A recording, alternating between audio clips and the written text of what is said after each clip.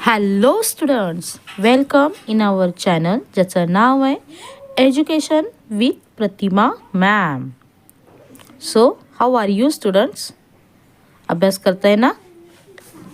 कोणताही वेळ न वाया घालवता let start the video.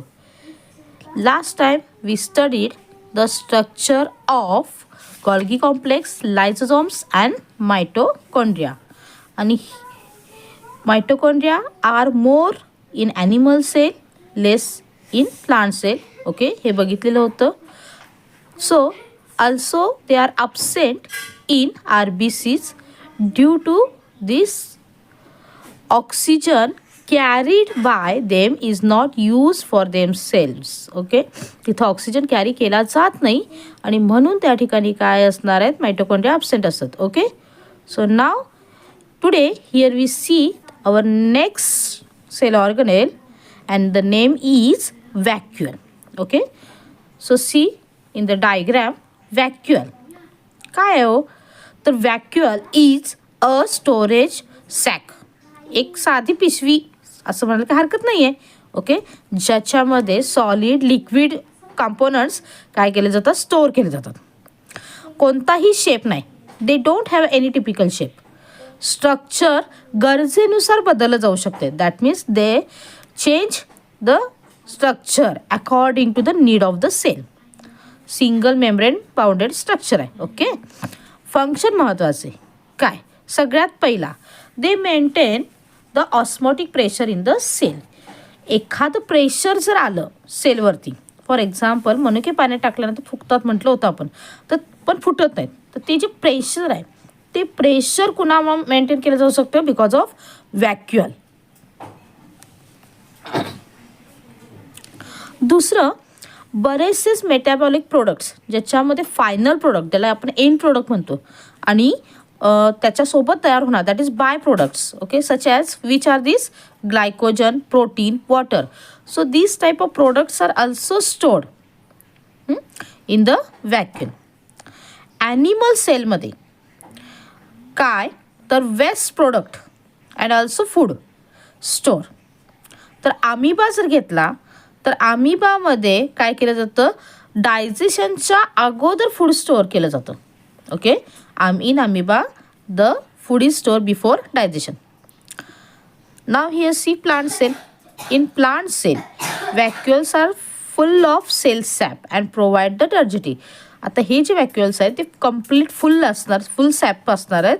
Okay, जे काय करतायत तर त्या सेलला एक हार्डनेस म्हटलेलं आहे, ज्याला टर्जिडिटी किंवा रिजिडिटी प्रोव्हाइड करतात. Okay, so in this way here we complete our next cell organelle is the vacuole. Then next part is here plastids. तर plastid, what is mean by plastid, काय अर्थ आहे. So first of all here I ask one question, what is the colour of leaf of the plant. Of course green colour. मग हा जो green colour प्लांटच्या लीफला आहे तो आला कुठून, कुणामुळे आला, किंवा फ्लावर्स, ओके, फुलांच्या पाकळ्या जर घेतल्या तर त्या रेड, येलो, ऑरेंज, ब्ल्यू किंवा आणि कोणत्या वेगवेगळ्या कलर, इन व्हेरियस कलर्स दिसतात आपल्याला. तर हा कलर कुणामुळं येतो त्याला. Okay, so this colour is because of only plastid. Okay, त्यांना जो कलर येतो तो कलर देणारा cell organelle is nothing but the plastid. Okay, मग प्लास्टिड म्हणजे काय, तर सगळ्यात पहिला प्लास्टिड हे डबल मेम्ब्रेन स्ट्रक्चर आहे, एवढं बेसिक असावं. ओके, आता प्लास्टिड जर घेतलात तर प्लास्टिड काय सांगितलं आहे बघा त्या ठिकाणी, it has two types, leucoplast and the chromoplast.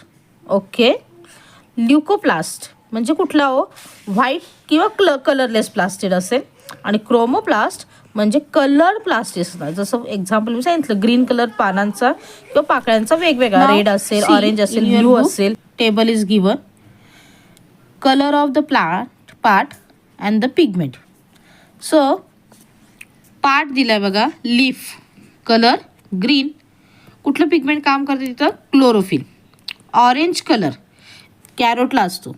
कुठलं पिगमेंट येणार? Carotene. Yellow colour xanthophyll. Purple blue colour anthocyanin. आणि डार्क पिंक ज्याला बीट असतं तो कुठला सांगितलं त्या ठिकाणी? बीटालेन्स.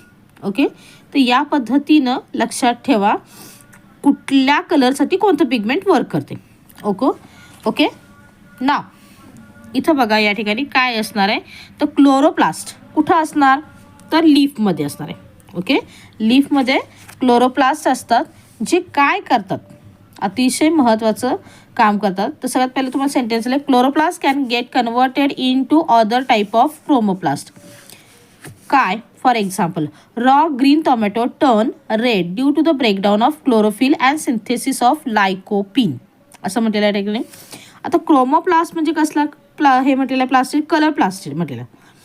ज्या वेळेला आपले जे टोमॅटो असतात रॉ असणार आहेत ते ग्रीन कलरमध्ये असणार आहेत, पण पिकल्यानंतर ते रेड होतात. का होतात? ग्रीन कलर आहे म्हणजे तो त्यावेळेला क्लोरोप्लास्ट आहे आणि रेड होतात कारण का तर त्यावेळेला तो जो त्यांच्यामध्ये जे क्रोमोप्लास्ट आहे तो क्रोमोप्लास्ट काय करतो? लायकोपिन तयार करतो. And that's why green colour raw tomatoes are converts into the red. कारण का तर क्लोरोफिल ब्रेकडाऊन होतो आणि लायकोपिन तयार होतो. ओके, या पद्धतीने सांगितलं आहे. आता इथं आपल्याला इन डिटेल क्लोरोप्लास्टचं थोडंसं त्या ठिकाणी काय सांगितलं आहे स्ट्रक्चर बघायचं आहे. आता हे स्ट्रक्चर बघण्यासाठी तुम्हाला एक ॲक्टिव्हिटी दिलेली आहे. कोणती ॲक्टिव्हिटी दिली आहे बघा तर रिओ नावाचं जे प्लांट आहे त्याचं पानाचं पातळ पील काढायचं आहे पोर्शन अगदी पातळ. ओके, आणि observe under the microscope. So when you observe under the microscope you will see like this structure. जसं डायग्राममध्ये तुम्हाला दिलेलं आहे या पद्धतीनं स्ट्रक्चर तुम्हाला त्याच्यामध्ये दिसणार आहे. आता कशाचं स्ट्रक्चर आहे कळलं आपल्याला? क्लोरोप्लास्ट. क्लोरोप्लास्ट म्हणजे काय? So chloroplast is very important cell organelle. Okay, and it is present only in plant cell. हे महत्त्वाचं आहे. फक्त प्लांट सेलमध्येच ते असणार आहे. प्लास्टिडच ओव्हरऑल जे फक्त प्लांट सेलमध्येच असणार आहेत. ओके, तर त्यापैकी क्लोरोप्लास्ट काय करते तर फोटोसिंथेसिस प्रोसेस. ओके, फोटोसिंथेसिसची प्रोसेस. फोटोसिंथेसिस म्हणजे काय हे तुम्ही ऑलरेडी लर्न केलेलं आहे. काय? In the presence of sunlight the plants prepare their own food. This process is called as the photosynthesis. आणि कुणामुळं केलं जातं? क्लोरोप्लास्टमुळे केलं जातं. ओके, पानामध्ये ही ॲक्टिव्हिटी फोटोसिंथेसिस केलं जातं. ओके, आता हे काय करतात क्लोरोफिल? जसं म्हणते in presence of sunlight. In presence of का? Because chloroplast trap the solar energy. Chloroplast काय करतात तर सोलार एनर्जी जी आहे सूर्याची ती काय करतात शोषून घेतात. दे ॲब्सॉर्ब, दे ट्रॅप. आणि त्याचं कन्व्हर्जन काय केलं जातं केमिकलमध्ये ग्लुकोजमध्ये म्हणजेच केमिकलमध्ये तयार केलं जातं. That means solar energy is converts into chemical energy. Okay, ते stroma in the chloroplast contain enzyme. आता इथं तुम्हाला डायग्रॅम जी दिसते त्या डायग्रॅममध्ये स्ट्रोमा नावाचं एक स्ट्रक्चर दिसते बघा.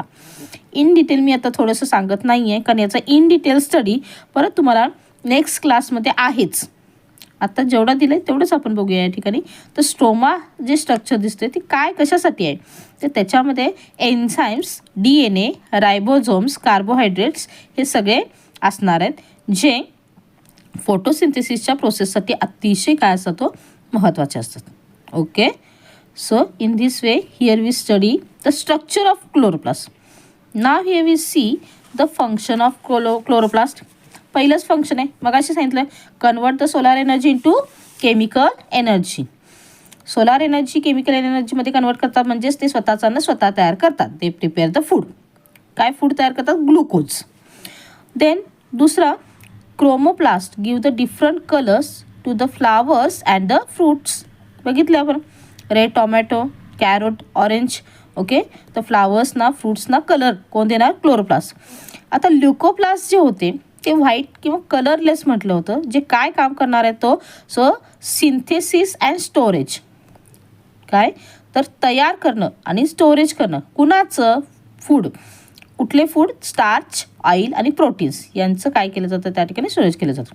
Okay, so in this way here function also complete.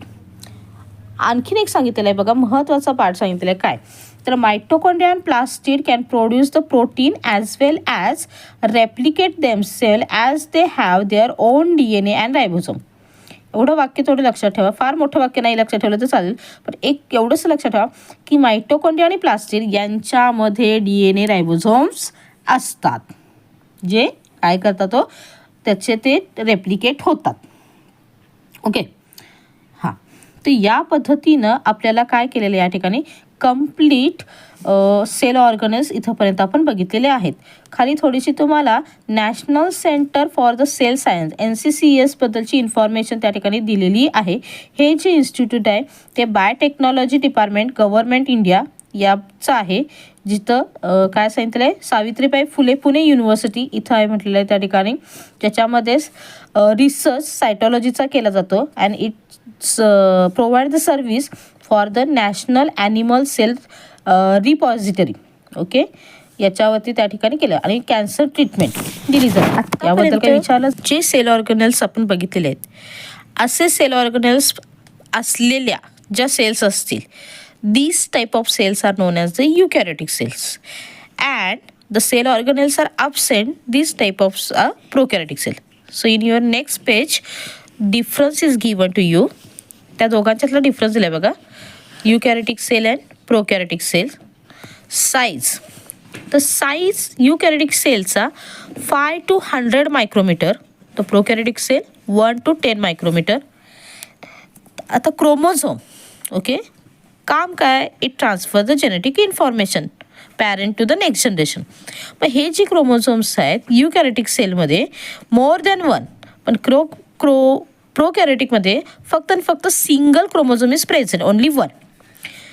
त्यानंतर युकॅरिटिक सेलमध्ये न्यूक्लियस भोवती मेम्ब्रेन आहे, आत न्यूक्लिओलस आहे, न्यूक्लिओप्लाझम आहे.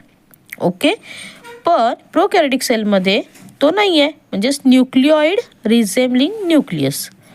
त्यानंतर युकॅरिटिक सेलमध्ये mitochondria plastid present here, they don't have membrane bounded cell organ. कुठल्याही प्रकारचं सेल ऑर्गेनल नाही आहे, ते आधीच सांगितलेलं आहे मी.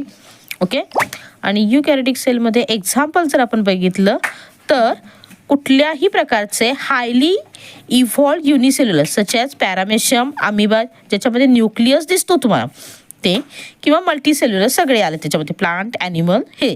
So these are the eukaryotic cell. आणि all type of bacterial cells are the prokaryotic cells because they don't have membrane bounded cell organelles.